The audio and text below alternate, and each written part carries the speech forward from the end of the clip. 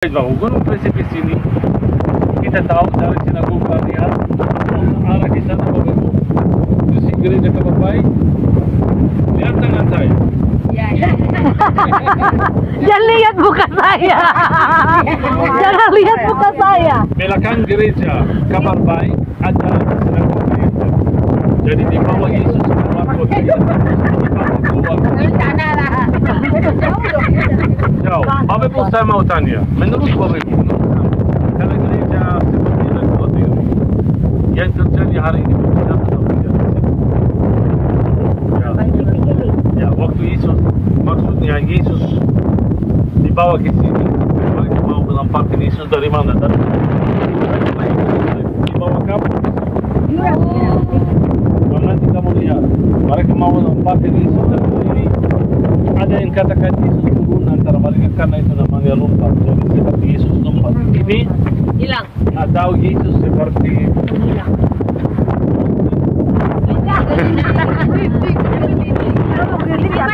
Kalau ini aja weh, menurut gereja Indonesia itu mujizat. Oke, walaupun kita percaya tidak ada mujizat di Nazaret, tapi mereka katakan ini di luar Nazaret. Kalau ini betul-betul tamu di mujizat seperti itu. Alkitab bilangnya begini, versi Indonesia itu Tuhan itu menyelinap keluar di tengah-tengah mereka dan Tuhan itu tiba-tiba berjalan di tengah-tengah mereka. Artinya menurut kamu, bukan pasti menurut kamu itu. Sesuai firman juga ya. Jadi semua percaya itu. Kamu tahu, itu bukan mujizat. Karena kamu kurang ngerti teologi Yahudi. Ini terjadi pada hari Sabat. Apa tidak hari Sabat? Hari ini hari Sabat, betul? Apa tidak hari Sabat? Saya bisa melakukan apapun. Seperti apa? Dulu Membunuh orang tidak boleh Sabat dan lain Sabat. Bukan hanya hari Sabat tidak boleh. Nanti mereka salah paham. Berbuat jahat. Hari Kamis boleh bunuh sampai hari Sabtu. Jangan bikin versi baru. Ya. Kalau aku dengar kamu ngerti begini, jangan bunuh hari Sabat, tapi hari Minggu oke. Tapi banyak juga terjadi. Oke, seperti apa? Kamu bisa Bekerja di Kerja tidak kantor. boleh. Masak. Melakukan apapun nggak boleh. Masak Oke, boleh bravo. toh, masak boleh. Boleh jalan hari Sabat? Tidak. Boleh lari hari Sabat? Boleh. Lari. Nggak boleh. Kan nggak boleh. Lampu nggak boleh nyala.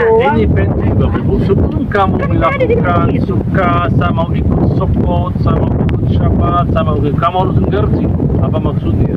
Apa yang kamu bisa melakukan pada hari Syabat. Hari Syabat kamu boleh jalan, tapi tidak boleh lari. Tidak boleh sini pada hari Syabat. Kamu harus sini. Kalau mereka jalan, lihat orang Yahudi pada hari Syabat, mereka jalan tapi sukuan begitu. Tidak boleh sini. Syabat tidak boleh lari. Itu penting sekali. Kenapa? Karena hari Syabat juga ada ukuran yang kamu bisa jalan. Kenapa dikasih izin sama Tuhan untuk jalan pada hari Syabat? Karena mereka mau berdoa. 7 kali mereka berdoa pada hari Syabat. Jadi kalau di rumah kamu sampai sinagoga, kamu mau berdoa di sana, bagaimana kamu tidak boleh jalan? Jadi boleh jalan, tapi ada ukuran untuk jalan. Ada yang namanya pada hari Syabat. Buka firman Tuhan. Kamu Kisah Rasul 1 ayat 11 dan 12. Bapak waktu Yesus berangkat ke surga, bukit waktu Zaitun, kapal kenaikan yang ada tanda kaki Yesus. Yesus naik ke surga. Setelah Yesus naik ke surga, apa yang terjadi?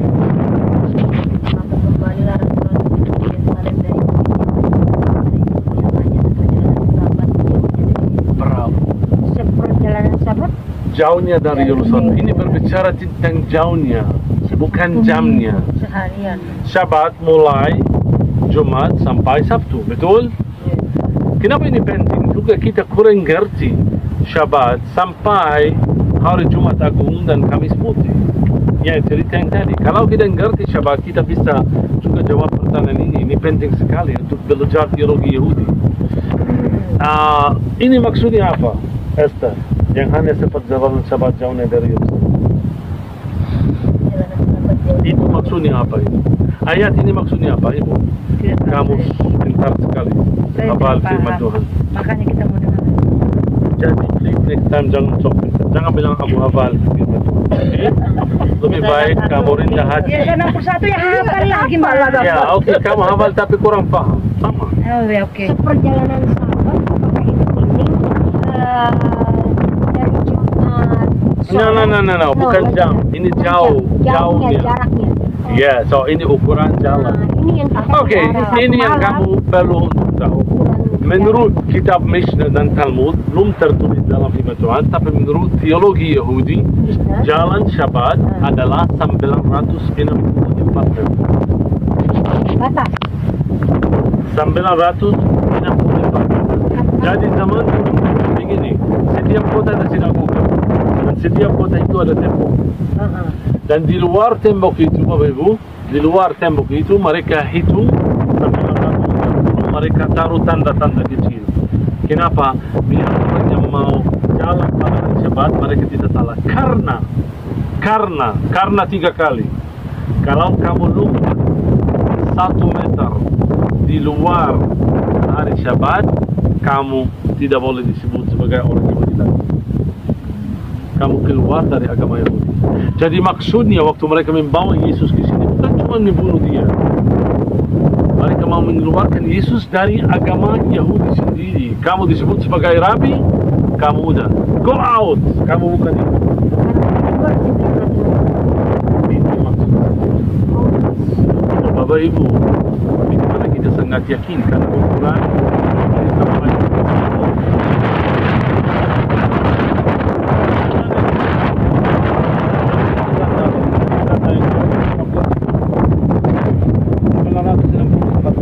jadi apa yang terjadi di sini? Lihat, mereka berbawa uang dia dari bukit, dan ini bukit, ini 960.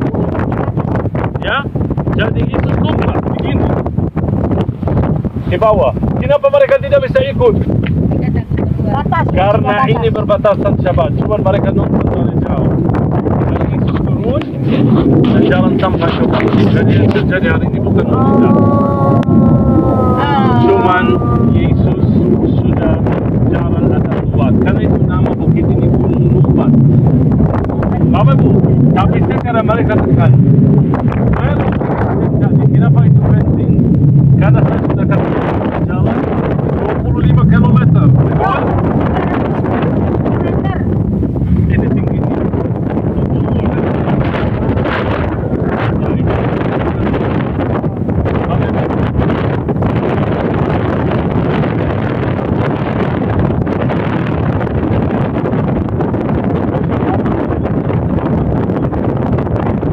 Yesus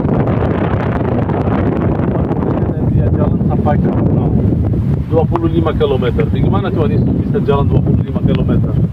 Dia juga Yahudi. Betul? Waktu Yesus lompat di sini, dia membuktikan dia adalah Tuhan. Walaupun mereka tidak tahu. Tahu kenapa? Karena dia adalah Tuhan atas hari Syabat. Yang menciptakan Syabat adalah Kristus. Jadi Yesus lompat. Hanya Yesus yang bisa lompat atas hari Syabat. Kalau saya tidak, Bapak Ibu tidak. Semua tidak. Jadi Bapak Ibu, maksud saya, masalahnya kalau kamu Yahudi, jangan kayak anak itu yang kata aku bilang kamu berhenti. Maksud saya sebagai orang Yahudi tidak boleh luas hari Syabat. Yesus bisa, karena dia adalah Tuhan atas hari Syabat. Soal ini kita dapat dari Bapak Ibu Rasul 1:12, perjalanan antara Bukit Zaitun sama Bukit Yerusalem adalah Syabat. Mereka mau ambil mereka mau tanda kaki di Bukit Zaitun. Mereka sudah ketemu di atas tanda kaki di Bukit Zaitun.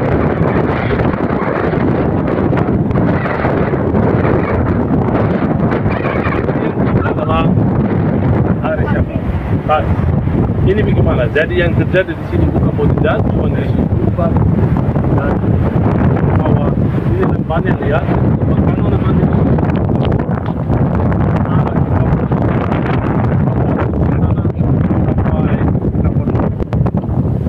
pada hari Syabat. Jadi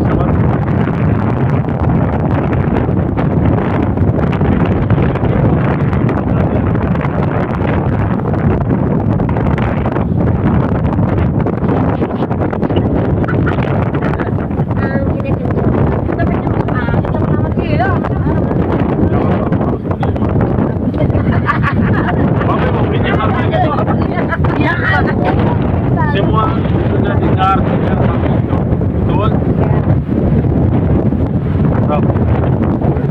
Kapan Armageddon terjadi?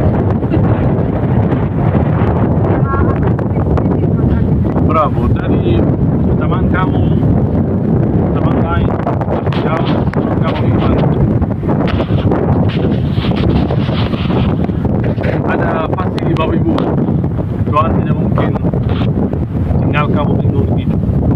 Armageddon disebut cuma satu kali dalam Wahyu pasal 16. Tahu baca dari 15.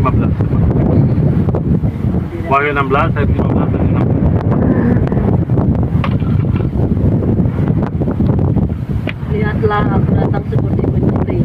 Berbahagialah dia yang berjaga-jaga dan yang memperhatikan pakaiannya supaya ia jangan berjalan dengan telanjang dan jangan kehilangan keperluannya. Lalu ia mengumpulkan mereka di tempat yang dalam bahasa Ibrani disebut Armageddon. Bravo, jadi Armageddon itu. Kapan Armageddon mulai? Tuhan baik, selalu begitu. Tuhan minta kita untuk belajar, untuk mengerti. Kenapa dia datang seperti pencuri? Kenapa pencuri? Karena pencuri tidak ada yang tahu kapan datang. Ini kesalahan besar. Karena kita pasti tahu kapan pencuri datang. Waktunya malam. Karena siang biasa tidak ada pencuri. Ya biasa, ibu. Kalau kamu di rumah, kalau siang kamu keluar pintu masuk, tidak usah kamu tutup. Tapi kalau udah gelap, kamu harus tutup pintu. Karena biasa pencuri masuk malam. Tapi jam berapa malam? Jam 9, jam 10, jam 11, jam 12, kita tidak tahu. Tapi maksudnya pencuri karena kamu harus belajar dengan buatan firman Tuhan.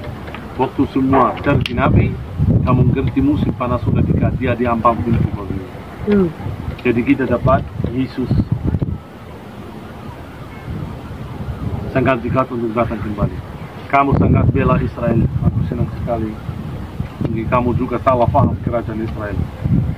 Yang dalam firman Tuhan dan yang sudah merdeka tahun 48. By the way, 48 tidak ada arti dalam firman Tuhan. Yang berarti dalam firman Tuhan itu tahun 67. Terang 6 hari. Kenapa? Karena waktu Israel merdeka, Yerusalem di luar Israel.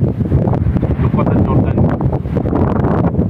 Israel menaklukkan Yerusalem atau bersatu kota Yerusalem. Maksudnya pertama kali mereka tembok ratapan di tahun Abuni 1967. Itu yang dihitung dalam firman Tuhan. Jadi kalau kita yang percaya kepada kerajaan Islam ini, kalau kita mau hitung kira-kira kapan Tuhan datang dari Israel merdeka dalam firman Tuhan tahun 67, bukan 48. Karena kalau Yerusalem tanpa Israel atau Israel tanpa Yerusalem seperti ikan yang tinggal di luar laut, tidak ada. Jadi Yerusalem kembali lagi tahun 60.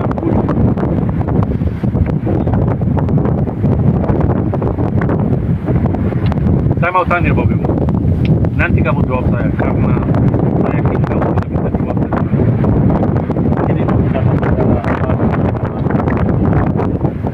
Kenapa Yesus minum pohon ara? Hah? Berapa dia berbuat? Maksudmu? Ini maksudnya pohon yang tidak pohon ara, satu kali Yesus datang depan pohon ara, dia cari buahnya, tidak ada, dia langsung menggutuk pohon ara mati. Jadi kenapa Yesus menggutuk pohon ara?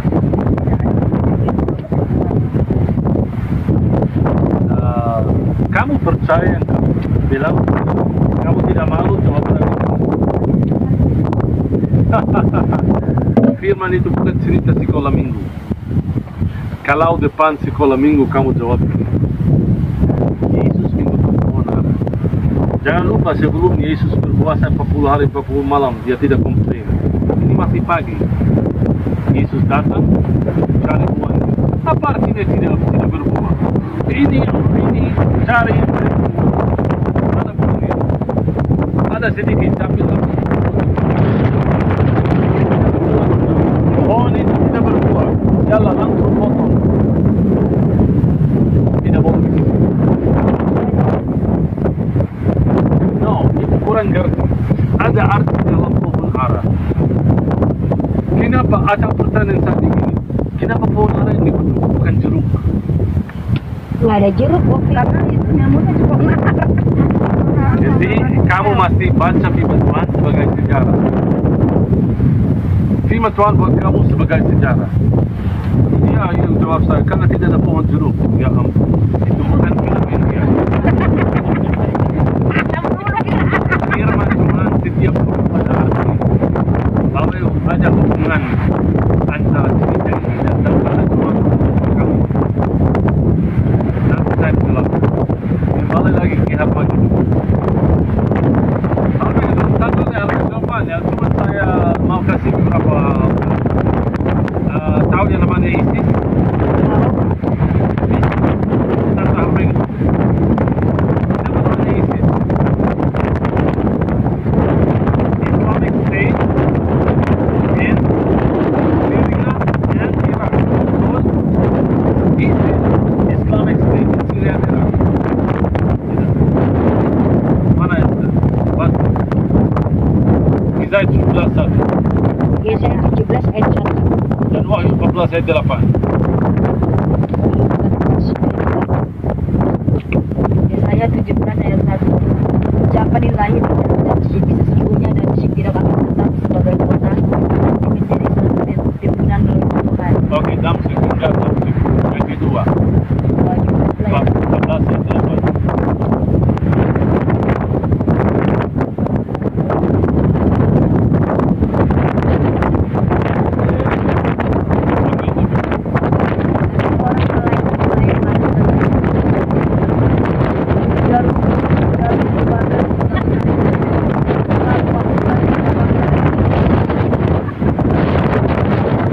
Oke, jadi damsik dan babi. Damsik di mana?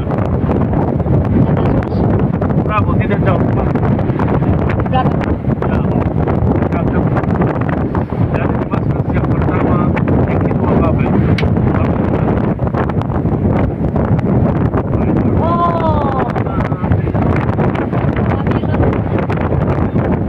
Irak. Jadi damsik di Syria. Babel itu Irak. Dua negara ini harus hancur sebelum datang. Yang menyatukan damsik. Iran itu Persia. Babel itu Irak. Jadi damsik dan Babel harus hancur sebelum datang Tuhan. Syria dan Irak. ISIS. Apa itu ISIS disebut dalam firman Tuhan? Jangan lupa di buku Wahyu 7 materai harus dibuka. Materai yang ketiga itu buat siapa? Baca Wahyu pasal 6 ayat 5 dan 6. Materai ketiga apa? Materai yang ketiga itu kuda hitam.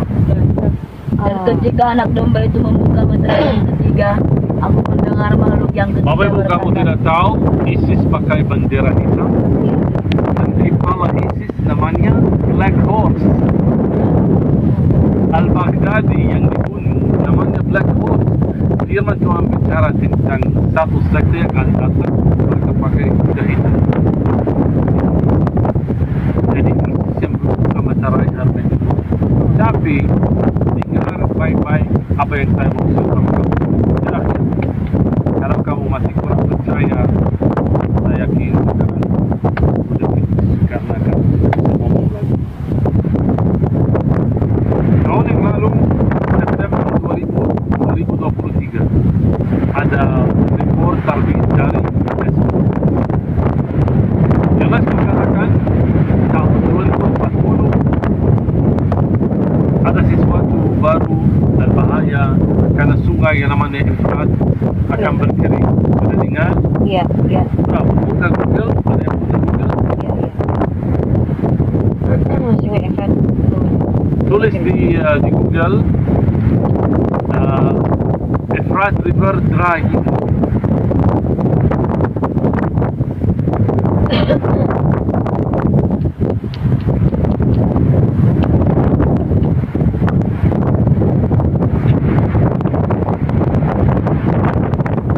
Kamu akan dapat gambar ini seperti ini. Lihat, ini dari UNESCO. Ini after and before. Lihat sungai Efrat sekarang ini ini. Sekarang kecil. Nanti 2040 akan berkirim semua. Kenapa Sungai Efrat itu sangat penting? Bukan karena salah satu sungai di yang ada Tanah di Taman Eden, Eden. tapi karena Sungai Efrat disebut the mother of all the rivers. Jadi seperti kepala sungai-sungai di dunia adalah Sungai Efrat antara Turki, Syria dan Irak. Ya, you dapat apa? Gambar sungai Efrat. So sekarang mulai berkirim. Kamu bisa dengar tentang report mereka UNESCO. Mereka katakan maksimum 2040 Efrat akan berkirim semua. Sampai sekarang oke, kita kembali lagi ke Harmagedon. Harmagedon disebut dalam Wahyu pasal 16 ayat 16. Betul, itu di pangkal. Kapan ini terjadi? Lompat 3 ayat sebelumnya, ayat 12. Dengar firman Tuhan kata-kata. Tanda Harmagedon terbesar itu apa? Ayat 12.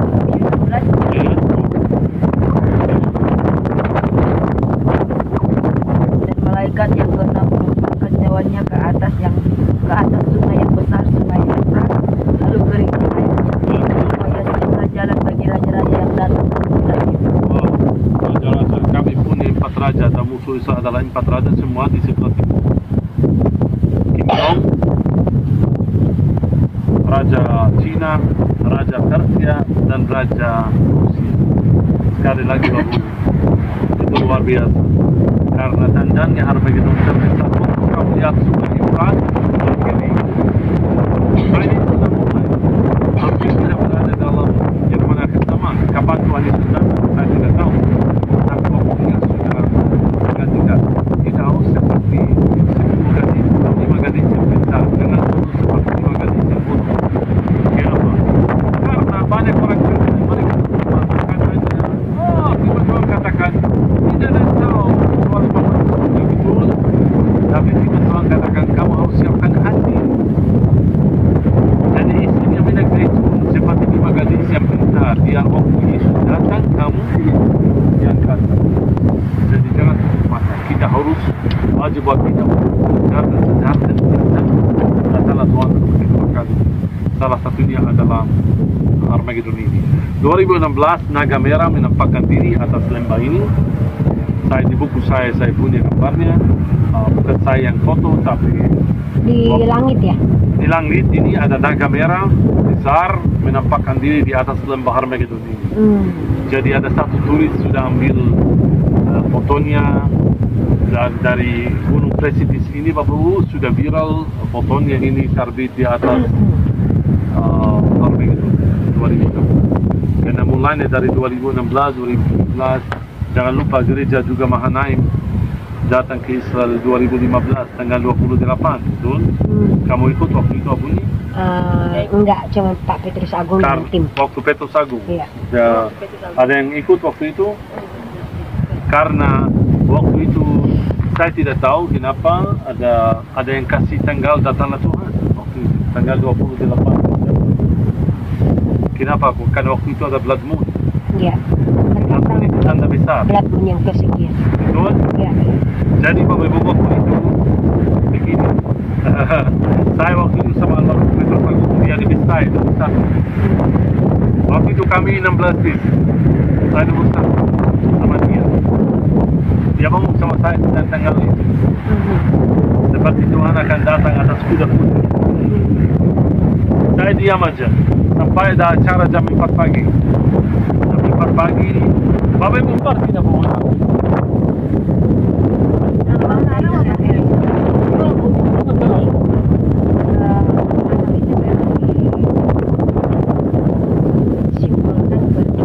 Terus kedua, masa dan usia buang arahnya. Baca, usia, salah satu hal yang Bapak Ibu, kamu masih ingat waktu saya katakan di padang gurun cuma 2 pohon.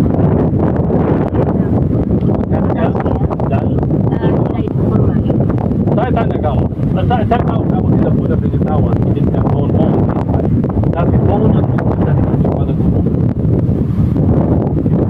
Mustahil. Pohon anggur, Bapak Ibu, anggur, selangkung,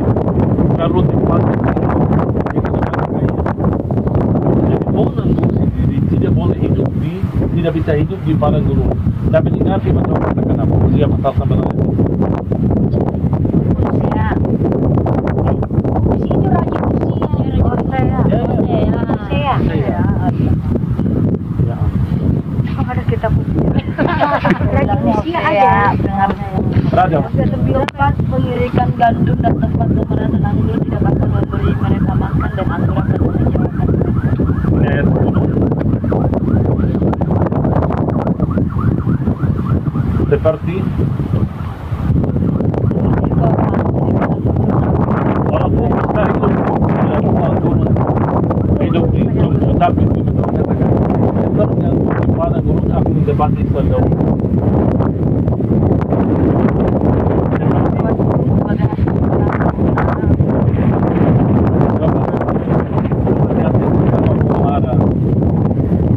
Melihat ini dengan benar bangsa Israel lemahnya adalah hasil pertama Tuhan. Waktu Yesus mengutuk orang dia mengutuk bangsanya sendiri. Dia sangat marah sama orang karena itu memenuhi Yesus. Atau semua itu Yesus salahkan. Orang ada dikutuk dari apa?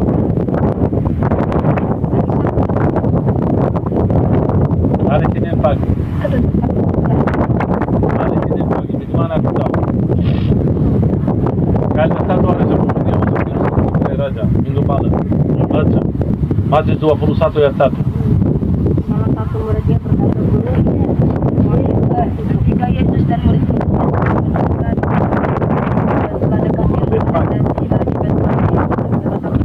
Ini Bapak Ibu Minggu malam, terjadi hari apa? minggu malam. Palm Sunday, Ya berarti minggu. Minggu. Kenapa tadi bilangnya Senin? Ya, tunggu, Minggu malam itu hari Minggu. Setelah Yesus masuk ke atas keledai 12, dia masuk ke bait suci, betul? Ayat 17, dia bermalam di mana? Di Betani. Baca ayat 17. Lalu ia meninggalkan mereka dan pergi keluar kota ke kotanya dan bermalam. Terjadi hari Minggu pagi dia masuk bait suci. Waktu Minggu malam. Kemudian waktu malam dia bermalam di Betani. Hari Minggu malam dia bermalam di Betani. Betul? Ayat 18. Dan pagi-pagi hari dalam perjalanannya kembali ke kota, Yesus merasa lapar. Dia tutup pohon ara. Artinya tutup hari apa? Oke, itu. Hari Senin pagi. Hari Senin malam Yesus khutbah tentang akhir zaman kepada murid-muridnya di Matius pasal 24. Bagaimana aku tahu? Karena setelah dia minum pohon ara ayat 23 dia masuk bait suci sekali lagi, betul tidak? Matius 24. Sama, Yesus masuk ke Bethlehem hari Senin. Bethlehem ada waktu untuk buka seperti gereja dan tutup. Waktu malam ditutup. Waktu Yesus keluar dari Bethlehem, Matius 24. Sudah itu Yesus keluar dari Jadi ini masih bicara dengan hari Senin. Hari yang sama ya. Hari yang sama. Hari Senin dia keluar dari bait suci ayat 2 dan 3. Dia berkata kepada mereka, kamu melihat semuanya itu? Aku berkata kepadamu, sesungguhnya tidak satu batu pun di sini akan dibiarkan terletak di atas batu yang lain. Semuanya akan diruntuhkan. Ketika Yesus duduk di atas bukit Zaitun, datanglah murid-muridnya kepadanya untuk bercakap-cakap sendirian dengan dia. Kata mereka, katakanlah kepada kami bila manakah itu akan terjadi dan apakah tanda kedatangan dan tanda kesudahan dunia. So tanda-tanda akhir zaman termasuk tanda tentang Indonesia di ayat 20. Tanda pertemuan Yesus cerita kepada mereka Bapak Ibu. So Bapak Ibu, apa yang membuat murid-muridnya curiga sampai mereka tanya tentang akhir zaman? Pohon ara. Pohon ara yang dikutuk pagi ini. Seperti kamu lihat sebrak bangun di jalan. Orang mati. Kamu langsung kerja makan. Ya. Tapi dalam kepala kamu masih ada teman orang yang mati karena nebak. Mereka tidak tahan sampai sore. Mereka tanya, Tuhan, ajarkan kami pindah datang. Kenapa? Karena sudah 3 tahun mereka jalan sama Kristus. Mereka tahu pohon ara artinya apa. Mereka tahu. Mereka lihat depan mereka pohon ara mati. Apa yang terjadi? Jadi kami akan mati seperti pohon ara. Kami Yahudi juga. Jadi ajarkan kami, apa maksudnya ini? Yesus mulai ajarkan mereka semua tentang kebenaran. Tapi rahasia wajib sebenarnya dalam khutbah Yesus di akhir zaman, Yesus kembali lagi ke cerita pohon ara. Pohon ara adalah lambang Israel, betul? Ayat 32, Matius 24 ayat 32. Dengar ayat. Kenapa kita bela Israel? Dengar. Matius 24 ayat 3. Tariklah pelajaran dari perumpamaan tentang pohon ara. Apabila ranting-rantingnya melembut dan mulai bertunas, kamu tahu bahwa musim panas sudah dekat. Dia berkata kepada murid-muridnya, begini, hei aku tahu kenapa kamu tanya saya. Kamu masih ingat pohon ara yang dikutuk pagi ini? Of course! Kami curiga, kami penasaran karena pohon ara itu. Dia bilang, waktu kamu melihat pohon ara yang mati udah mulai bertunas, kamu ngerti musim panas sudah dekat. Apa maksudnya ini musim panas sudah dekat? Ayat 33. Demikian juga jika kamu melihat semuanya ini, ketahuilah bahwa waktunya sudah dekat, sudah di ambang pintu. So, waktu kamu lihat pohon ara bertunas, kamu ingat saya depan pintu. Saya tanya kamu sebagai grup pintar, kapan pohon ara sudah bertunas?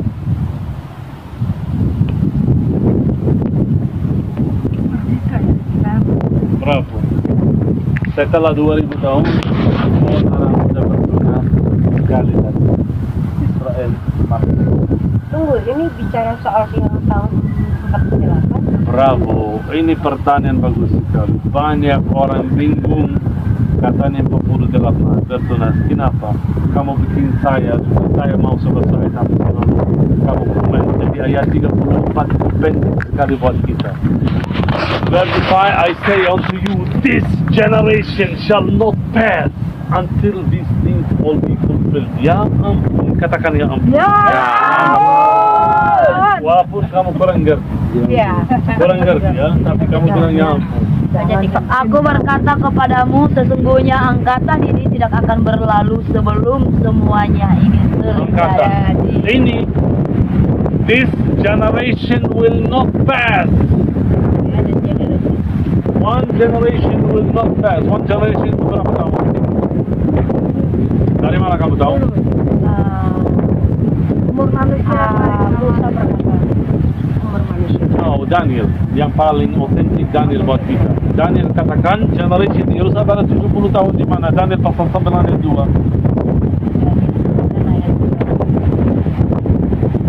Pada tahun pertama kerajaannya itu, aku Daniel memperhatikan dalam kumpulan kitab juga tahun yang firman Tuhan akan berlaku. Bapak Ibu, begini. Jadi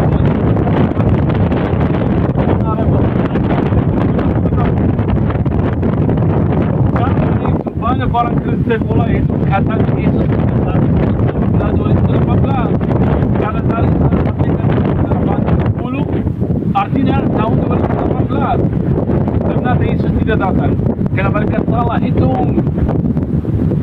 Maksudnya kalau kamu hitung dari tahun 48 itu pasti 2018, tapi saya sudah katakan tadi 48 sama sekali tidak ada arti buat kita kalau dihitung dalam teman-teman dari tahun 67. Jadi 67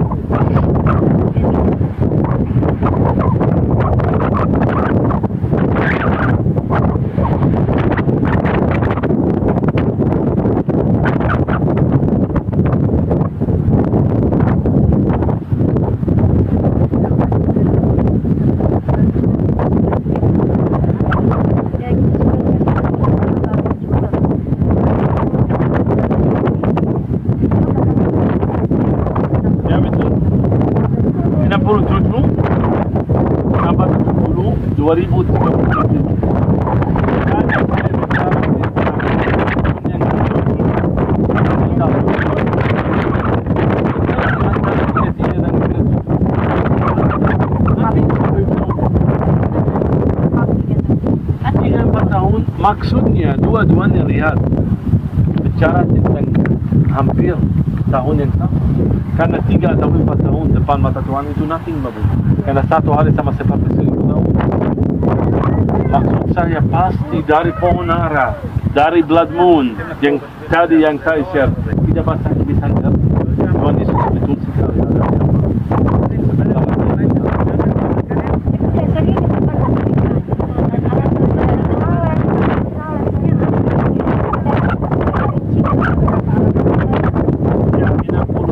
Ada perang 6 hari. Ya, salah satu itu.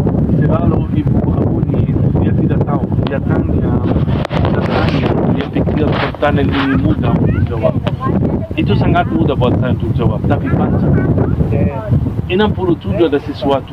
Kalau kamu mau belajar tentang tahun 67, kamu harus cari di Google tentang Rabi Yahudi yang namanya Judah bin Samuel. Ada nubuatan dan 10 Jebuli. Judah bin Samuel dan 10 Jebuli bisa ngerti kenapa 67 itu sangat penting. Lihat Yobel. Di Indonesia ada Yobel, betul? Oke, Yobel itu berapa tahun? 50. Seluruh Indonesia tahu Yobel itu 50, betul? Itu sangat mudah. Tapi aku tanya kamu, apa? Dihitung dari mana? Pertama kali Yobel besar di Israel, itu jadi pertama kali. Dari tahun Sabat, 7 kali tahun Sabat, baru tahun berikutnya. Pertanyaan saya sangat jelas. Sangat jelas. Kamu yang kamu bilang itu disebut Imamat 25 ayat 8. 7 kali Syabat sehingga terjadi itu seperti 49 tahun. Dan tahun 50 adalah tahun Yobel. Tapi pertanyaan saya, mulanya dihitung dari mana? Hah? Bravo. Kenapa 67? Ini yang kamu harus belajar. Hari ini ada tes buat kamu. Saya jawab besok. Tulis the prophecy of the 10 Jebulees of Judah bin Samuel. Of Rabbi Judah bin Samuel. Kamu bisa ngerti. Kalau kamu belajar, kamu bisa datang. By the way, kamu akan datang ke tahun 2024. Dalam dari tahun ini sangat baik. Bagi ini tidak usah sekarang ceritanya panjang sekali.